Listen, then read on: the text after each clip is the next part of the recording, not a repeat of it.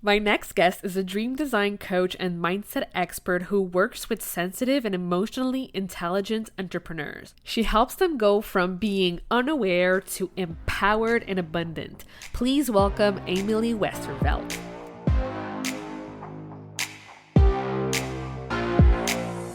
Welcome to the Powerful Female Leaders Podcast. I'm your host, Anna Patricia Bourgeois, certified business coach. I am here to help you up-level, generate consistent wealth, increase your confidence, attract dream clients, and master your mindset so that you can fully own your power and achieve next-level results in your online business and beyond. Every week, a powerful conversation will take place with amazing guests, or I'll share from my experience to help inspire you to start and scale the business of your dreams while being powerfully you. The time has come to stop playing small, stop hiding, and stop waiting. Now is the perfect time for you to passionately pursue your heart's desire as the powerful leader you were born to be. Are you ready? Let's do this. Hello, everyone, and welcome to another episode of the Powerful Female Leaders Podcast. I am here today with AmyLee Westervelt. I'm so excited to interview her. She's an amazing, amazing dream design coach. Let's hear it for AmyLee. Thank you so much. I am so excited to be here and spend this time with you today, Anna, Patricia. Yeah, of course. I'm so excited to have you. And I want us to dive deep into who you are, what you do, why you do what you do. Yeah, absolutely. So I am the original, there is no other dream design coach. And what I do is I help spiritual and high achieving entrepreneurs reclaim their creative power to design their dream lives and businesses. You hear a lot in the woo-woo and the business space about manifestation. And while I think manifestation has so much to offer and it's such a big part of what we do, it's not the entire picture. So what I have created is dream design, which is a lot more about designing the outcomes that you want to have rather than simply attracting them. So I've been doing this for about a year and a half now. I love it. I love the clients that I have. I love the community I've created, and I'm so excited to get down into it with you today. Wow, like everything you just said sounds so amazing, and I'm so curious to learn more. I know you have like a unique law of attraction approach. Like, how does that work exactly? Basically, if you look at any given human being, and I want to preface this by saying it doesn't matter what your sexual orientation is, it doesn't matter how you identify, every single human being has feminine and masculine energy. So if you think of the masculine energy, that's the part of us that's like, I got to get it done, like push, let's go, let's make it happen. The feminine energy is that softer side. It's the creative stuff. It's so if the masculine is a straight line, then the feminine is all those curls and the circles and things like that. So what I do is I really get people to tap into their intuitive desires, what it is that they're really trying to create, as opposed to just kind of settling for what's available in the moment, right? So instead of just going and looking at, say, the Target catalog to decide what bedspread you want to get, maybe instead you're thinking in your head about, well, what colors would I want in a bedspread and what fabric would I want it to be? And then you're better equipped to go and find that thing in your field rather than just going, my husband likes to say, that'll do, pig. I love that. Truly owning what we love and being clear about our desires. It's so good. Yes, ma'am. So what attracted you to this type of work in the first place? Well, so we were living in Alaska. My husband was in the military, and I was just really fed up with the lifestyle. It got dark at like noontime half the year. The air hurt my face. I was just not a big fan. And I knew that wasn't what I wanted, but I didn't know what I did want. So I was watching this, it was an infomercial kind of a seminar thing that was on YouTube. Bob Proctor did. And he just kept saying, what do you really want? What do you really want? And I realized that I had no idea. I knew what I didn't want, but I really couldn't decide what it was I wanted. So how was I going to manifest it? And I realized that that was a big problem for me. So I designed a system, the Dream Design Blueprint, which helped me really enumerate what that looked like and how I could take anything that I desired and break it down into those steps to then manifest it, right? So not skipping right to the manifesting part, but to do the dream design work in the front end. And then when I started coaching clients, I noticed they had very similar issues, right? Like they were people who were stuck but not starving. So it wasn't that they were having a hard time paying their bills. It wasn't that they were having a hard time being successful. They just weren't getting a lot of fulfillment out of it. And the two main problems from that stemmed from overwhelm, because they were like, where do I even begin to think about what I want? And then also guilt, right? Because it was like, who am I to want more? I'm not starving. There are people who are much worse off than me. I should just settle for what I have. And so once I started to tap into that in my ideal client, that's when the magic started to happen, because people started to really look at their lives and look at the transformation that they sought, and they finally had a way to access that transformation. So so we, I love, like I said, I can't say this enough. I love the work I do. The transformation is exponential, because most of the time, these people, they're thought leaders, they're coaches, they're healers, they go off and they impart what they've learned and really what they've remembered, because they knew it all along inside, to that next client, to that next, partner, whatever, what have you. And it really kind of perpetuates that abundance that, I can kind of say I took a little bit of a part in. OMG, like all of this sounds amazing. So, what would you say is like the first step to figuring out what you want exactly? The first piece of it is to figure out the feeling that you're trying to cultivate, right? Like everything we're trying to create starts and ends with a feeling. I've been reading a lot of Neville Goddard here in the last 6 months, and he really digs into this. If you guys have ever read The Feeling is the Secret, it's actually a book you can get right online for free. It's on his website. I think it's about 100 pages, broken into 4 chapters. But what he talks about is that truly what it is that you're trying to create starts with a feeling, because the feeling is where the vibration comes from. So the more that you align with the vibration you're trying to create, the more you're going to bring that feeling and that experience into your existence. So it always starts with a feeling, right? If you think about anything you've ever wanted, like I'm going to give you an example, say like a Coach purse, right? Those are really big back in the day. No, let's elevate it even more. Let's say a Louis Vuitton purse. Why does somebody want a Louis Vuitton purse, right? They want it because there's prestige. People are going to think I'm awesome. I get to take pictures with it. But at the end of the day, it's still just a container to hold all your stuff.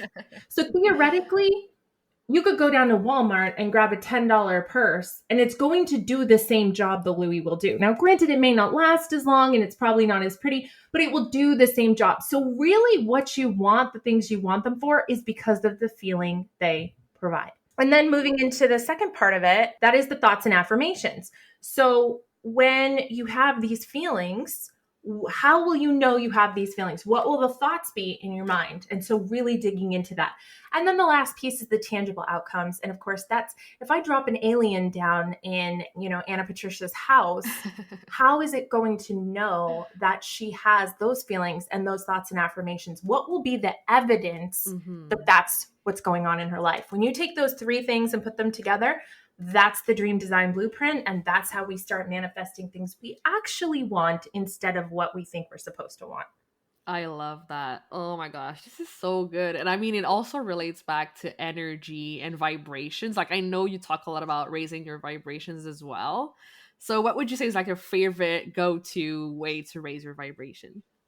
Yeah, great question. So I think for me, it's probably energy programming. So if I go back to a time when I know I was really, really, really high vibration, like when I got married, and think about the moment before I walked downstairs and my husband was standing there, and the moment when he first locked eyes with me, I can go back there. I can see what I saw. I can hear what I heard. I can feel what I felt, and I can really tap into that energy. And then as long as I can feel that feeling in my body right now, which of course I can, that elevates my vibration instantly, right? So you can do it with anything in your life. You could do your marriage. You could do your first baby. You could do your birthday party when you were 10, the first time you got a tax return. It really kind of, as long as it's in alignment with whatever that feeling is. Clients will always say to me, I don't know what it feels like to make $10,000 a month. And I'll say, no, but you know what it's like to get an extra $100 off. You know what it's like to, get $1,000 in your tax refund. You know what it's like to get something on sale. It's the exact same feeling. We're just attaching a different meaning to it. And that's all in the brain. The body is really where it matters. Wow, my mind is blown right now. This is so good. Like, I get it why you're so amazing at what you do now. Oh, you're so sweet. Well, you're pretty amazing at what you do too. So, Oh, thank you. Yeah, like I'm just so like, wow, impressed, so mind blown. And I guess like one of my questions for you is like, growing up, did you imagine that you'd be doing this type of work that you're doing today? oh my goodness. Okay, so we're going there. Yeah. So when I was a little girl, and I apologize to anybody who finds this offensive, I genuinely thought that I could possibly be the Messiah. Like I felt like the thoughts that were going through my mind when I was a small child were just so above and beyond what anybody in my family was thinking and feeling. And I just didn't understand. Obviously, that's not the case. I don't think that, ladies and gentlemen. But that was my thought when I was like 4 and 5 years old. And I found that growing up, people were always attracted to my energy. They always wanted to hear my ideas for solutions for how they could fix problems they were dealing with. And so that became something that just kind of was second nature to me. My family of origin, however, I didn't really mesh well with them. Not that, they didn't love me, but they didn't see that aspect of me that was like hidden from them. So, when I was in middle school, my big sister, she's 10 years older than me. She took me shopping for her, and I basically picked out all her outfits. I gave her pep talks. Like that was always who I was. I was like the little therapist in our network. And so, it's always been something that I have wanted to do. But I think really the real moment when I decided this is what I wanted to do with my life was when I was in high school. My dad was at the mall with me, and they had one of those kiosks with those magic eye posters. You remember those? It was like this graphic thing, but it just looked like a bunch of weird squiggles until it started to like pop out, right? So my dad was standing at this kiosk, and all these strangers would come up, and he didn't work there, but he would stand there and like help these people see these pictures. And I remember him saying like, it's starting to take on width and depth. And he was like into it. Like he wasn't getting paid. He didn't work there. But that moment when people would see the image pop out, the whale or the palm trees or whatever it was like the most unreal feeling. And I watched the way that affected him, and it affected me. And I was like, oh yeah, I'm going to create those kind of magical moments. There are things that people don't see in this world, and I can't wait to be the steward of those learnings. Wow. I just love that so much. You're incredible. Oh, thank you. So I ask this to everyone who comes on the podcast, and I'm very curious to know your answer. What does being a powerful leader mean to you? Oh man, that is such a good question. For me, so I think it's going to be different for everybody. But for me, being a powerful leader means understanding that there is an aspect of responsibility with leadership of authenticity. That is a really big part of my brand. I am so upfront, and you're in my group, you see this, like I am so upfront with who I am and what my struggles are and where I've been and when I'm not feeling my highest and when I'm not, feeling most aligned, because I think it's important for people to see that you can do it despite the odds, right? So I have 5 small children. I have a child with special needs. I do it anyway. And I don't say that to pat myself on the back. I say that to show people that an example of what that success looks like. So it's really important to me that as someone who's powerful in the thought leadership space, you have to go all in on the fact that you're still human. You have to make it attainable. You have to really understand that we're all the same. We have different levels of remembrance of who we truly are, but we're all the same at the end of the day. And nobody's better than anybody, and nobody's more worthy than anybody else, and nobody's really luckier than anybody else. It just comes down to who can step into the identity and who can't. And that's it. That's it. And I believe that everybody can embody the identity that they want if they know what that is. And like I said, most of the people that I start working with don't really know what that is. And so that's kind of what we work on building. That's so good. Like, I mean, like the type of work that I do as well, it's always about bringing out that authenticity and that identity and truly owning that, owning what makes you amazing, owning your gifts and showing up powerfully in the world. So I totally get where you're coming from with this. And it's such like, it's been an amazing journey for sure to help these women truly embody that and own that and show up powerfully. So thank you so much for sharing that. That makes a lot of sense. And I mean, 5 kids, like OMG, like how do you even do it? Well, I have a really, really, really incredible world-class husband who's a stay-at-home dad and a homeschooler, and he just makes it look easy. He makes me look like Superwoman, but at the end of the day, I would be absolutely lost without him. I got so lucky marrying him, and I just thank my lucky stars every single day that I have him. But yeah, it's about ideology too, you know, like we're homeschoolers. And so my daughter is 9. She's the oldest, and she's very much aware of what mommy does. The other day I was in the car doing a consult, and unfortunately my husband had borrowed my dongle for my headphones. And he didn't put it back. So we were in the car and I had to do a consult with someone without headphones. And the kids were so good. Wow. They all listened. And my daughter was like, Mom, that's what you do? And I was like, uh-huh. And it was such a redeeming moment for me to just be like, yes, baby, this is what I do. This is how I help people. And she was just so in awe of that. A couple weeks ago, she brought me a letter and said, here, Mom, can you hand this to me? And I said, yeah. And so it said, to Alana from the universe. So I hand it to her. She opens it, and she had written this whole letter to herself from the universe. And she read it, and she smiled as if she had just been given the most incredible compliment. And it was the cutest thing I ever saw in my life. And I was just like, wow, like this is the type of parenting that I want to be part of. And so, yeah, it's a lot of design, really. It's a lot of understanding what kind of outcomes you want to have and really just embodying that identity. Wow, that story. Oh my gosh, I got the chills. That's so amazing. I'll have to send you pictures later. So yeah, for sure. Send it to me. Yeah. So, do you have, any last piece of wisdom that you'd like to share with the audience today? People think that dreaming is a frivolous thing. They think that it's, get your head in the clouds, you're a dreamer, blah, blah, blah.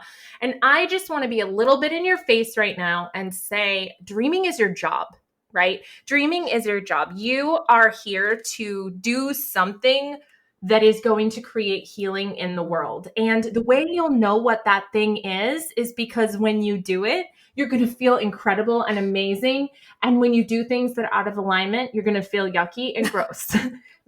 Those feelings, going back to those feelings, right? That is what those are. They're indicators that we're on the right track or not. So when you accept the fact that the things that you're here to do are the things that you want to do more than anything in the world, that's when you begin to activate your true magic, step into your next level identity, and start designing your own dream. Wow. I love that so much. Like, follow those feelings. Like, they're truly, truly what's here to anchor you and show you the way, for sure. Awesome. So where can people go to connect with you further in the online space? Great question. So I have a Facebook group. It's called Dream Building Entrepreneurs. You guys are more than welcome to come hang out with me in there.